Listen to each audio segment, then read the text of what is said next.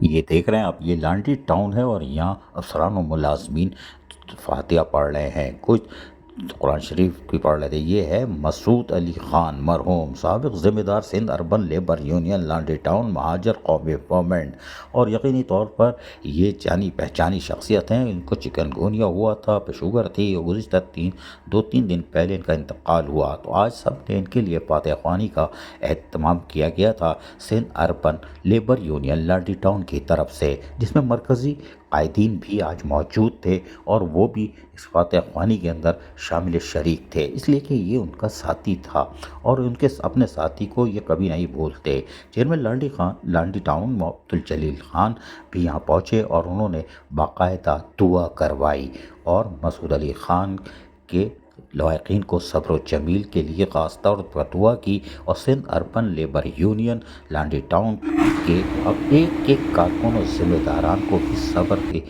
توفیق دے، اس کے لیے باقاعدہ دعا کی گئی۔ اکبر ہوں، جعفر ہوں اور دیگر رہنما یہاں موجود تھے، جبکہ بلدیاتی افسران یعنی لانڈی ٹاؤن کے افسران بھی یہاں موجود تھے اور فاتحہ خوانی میں انہوں نے بھرپور شرکت کی۔ یقینی طور پر اس موقع پر چیئرمین عبدالجمیل خان نے مسعود علی خان کے صاحبزادے سے ملاقات کی اور ان کو حوصلہ دلایا اور ان سے بہت کچھ پوچھا بھی۔ مرکزی قائدین بھی یہاں موجود تھے، انہوں نے ان کو تسلی دی کہ ہمت رکھو اور یقینی طور پر تمہارے والد نے جو جرت مندی کا مظاہرہ کیا تھا اور جو خدمات دی تھی اس کو نہیں بھول سکتے۔ اس کی وجہ یہ ہے کہ وہ محنت کشوں کے جائز حقوق مفادات کا تحفظ کرتے تھے۔ کوئی بھی تقریب ہوتی تھی، چاہے وہ ان کے اپنے بانی یعنی لیڈر آفاق احمد کی سالگرہ ہی کیوں نہ ہو، یا اربن لیبر یونین کے دفتر کی